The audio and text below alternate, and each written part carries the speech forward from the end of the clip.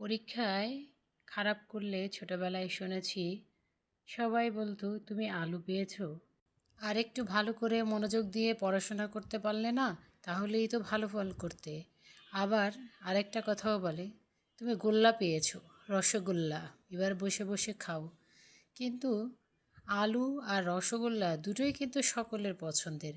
সবাই দেখবেন সবজিতে আলু ব্যবহার করে, চিকেনের সঙ্গে আলু, গরুর সঙ্গে আলু, মাছের সঙ্গে আলু। আর বড় বড় সকল অনুষ্ঠানে, বড় নয় শুধু ছোট অনুষ্ঠানেও রসগোল্লার কিন্তু আনন্দ দিতে বা তৃপ্তি পরিপূর্ণ করতে কোনো জুড়ি নেই। কিন্তু যখন আবার কোনো খারাপ কিছুর সঙ্গে, দুর্বল কিছুর সঙ্গে তুলনা করা হয়, তখন এদের নামটাই নেওয়া হয়। একেই বলে কাজের বেলায় কাজী, কাজ ফুরলেই পাজি। কেমন আছেন সবাই? আসসালামু আলাইকুম। একটি লাইক দিয়ে শেষ পর্যন্ত কন্টিনিউ করুন, আশা করছি ভালো লাগবে। আলু কিন্তু আমার ভালো লাগে ভীষণ। ফ্রেঞ্চ ফ্রাই, আলুর গরু মাংসের সঙ্গে ভীষণ ভালো লাগে। আলুর চিপস। কিন্তু যখন আলুর দাম বেশি থাকে তখন কিন্তু ওগুলোকে অ্যাভয়েড করি, আর যখন কম থাকে তখন বেশি করে খাই, আর সাথে কিছু ফ্রোজেনও করে নিই। এই তো, যখন দাম বেড়ে যাবে তখনকার জন্য কিছুটা আলু ফ্রোজেন করে নিয়েছি, ফ্রেঞ্চ ফ্রাইয়ের মতো করে কেটে ডিপ করেছি, তারপর পলি ব্যাগে ভরে রেখে দিয়েছি।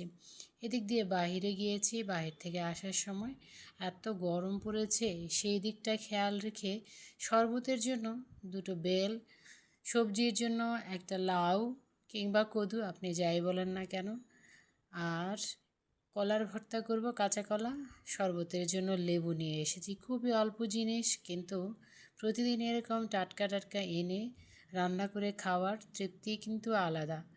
এক গাদা সবজি নিয়ে এসে ফ্রিজে রেখে দিয়ে অনেক দিন ধরে খাওয়া, এটা আমার ভালো লাগে না। যাই হোক, আমি তো আমার কথা বলছি। এখন পর্যন্ত আপনি যদি আমার চ্যানেলে কন্টিনিউ করে থাকেন, তাহলে একটি লাইক দিয়ে সাবস্ক্রাইব করে বেল বাটনটি অন করে নেবেন। বেল বাটনের পাশে থাকা অল অপশনটিকে সিলেক্ট করে নেবেন। আমি যখনই ভিডিও আপলোড করব আপনার কাছে নোটিফিকেশন পৌঁছে যাবে, আপনি আপনার পছন্দ মতো সময়ে দেখে নিতে পারবেন। এখন বিকেলে নাস্তার জন্য দই দিয়ে একটা রেসিপি করব। তো সেখানে থাকছে আলু, সেখানেও আলু আলু সেদ্ধ করে নিয়েছি, ডিম সেদ্ধ করে নিয়েছি, সেগুলোকে পছন্দ মতো কেটে নিয়েছি। আর একটা বলে কিছুটা বেঁচে যাওয়া মিষ্টি ছিল, সেই মিষ্টিগুলোকে টুকরো করে দিয়েছি। কি ভাবছেন এটা কি হবে? গরমের দিনে এটা কিন্তু দারুণ লাগে খেতে। এই তো, এর সঙ্গে যুক্ত করে দিচ্ছি এখন একে একে কেটে রাখা আলুগুলো। আলু আর দিয়ে দেব কেটে রাখা ডিম। এই রেসিপিটা আপনি কিন্তু একবার ট্রাই করতেই পারেন। এই গরমের বিকেলের নাস্তায় একবার খেয়ে নিলে আপনার কিন্তু রাতে আর কিছু খাবার প্রয়োজন হবে না। এখানে ডিম আছে, প্রোটিন, কার্বোহাইড্রেট রয়েছে, আলু, মিষ্টিতে তো অবশ্যই কার্বোহাইড্রেট আছে।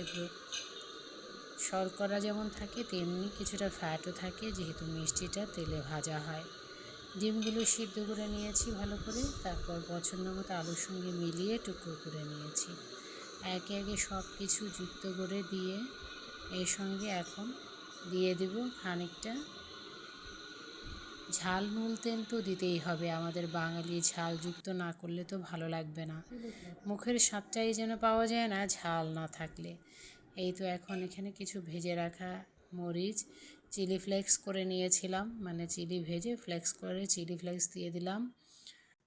2 চামচ চিলি ফ্লেক্স পুরোটার উপর ছড়িয়ে দিয়ে এখন যুক্ত করে দিব পরের উপকরণগুলো। তো পরের উপকরণ কি জানতে হলে দেখতে থাকুন। আসলে এটা কিন্তু আপনার ভাতের পরিবর্তে খাওয়া যাবে। ভাত তরকারি না খেয়ে এভাবেও কিন্তু আমরা আলু ডিম দিয়ে এরকম রেসিপি করে খেয়ে নিলে যেমন পুষ্টি পাওয়া যায়, তেমনি পেটটাও ভরে যায়, আর ভাতের উপরে চাপটাও কমে যায়। সব সময় যে ভাতই খেতে হবে এমন তো কোনো কথা নেই। আমি বিট লবণ দিয়ে দিয়েছি, সাদা লবণ যুক্ত করেছি, আর দিয়ে দিয়েছি সবচেয়ে মানে উপকারী উপকরণ, সেটা হলো টক দই। তো টক দইয়ের সঙ্গে এই রকম সবগুলো উপকরণ আস্তে আস্তে আমি মিশিয়ে নেব। খুব জোরে সুরে নাড়া দিলে ডিমগুলোও মানে কুসুমগুলো ডিমের ভেতর থেকে বেরিয়ে আসবে, তখন কিন্তু ভালো লাগবে না। আর মাখা মাখা হলে এরকম আলতো হাতে চামচ দিয়ে নেড়ে চেড়ে নিলে এবং পরিবেশন করার আগে এই রকম কুড়মুড়ে ভাজা চানাচুর বাদামযুক্ত আপনি অ্যাড করে দিতে পারেন।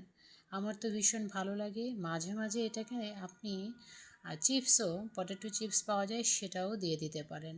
দেখুন তো কি সুন্দর দেখাচ্ছে। আমার তো দেখে এখনও লোভ হচ্ছে। আমি যদিও খাওয়ার পরে আপলোড করছি, তো কিছুটা আনারের দানা দিয়ে দিলাম সৌন্দর্য জ্ঞান প্রকাশের জন্য। এটাও কিন্তু পুষ্টিকর। সব মিলিয়ে অসাধারণ এবং দুর্দান্ত একটা রেসিপি গরমকালের জন্য। সারাদিনের ক্লান্তি শেষে সন্ধ্যায় এরকম একটা নাস্তা হলে গরমে ভীষণ ভালো লাগবে। পুষ্টির এবং তৃপ্তির যতটুকু ঘাটতি থাকে সারাদিনে, সেইটুকু কিন্তু এক বাটি এইরকম খাবার খেলেই হয়ে যাবে। টাটা। আজ বিদায় নিচ্ছি। চ্যানেলটিকে সাবস্ক্রাইব করে চ্যানেলের পাশেই থাকবেন এই রকম মজার মজার ছোট ছোট পুষ্টিকর রেসিপি পাওয়ার জন্য। টাটা, আল্লাহ হাফেজ।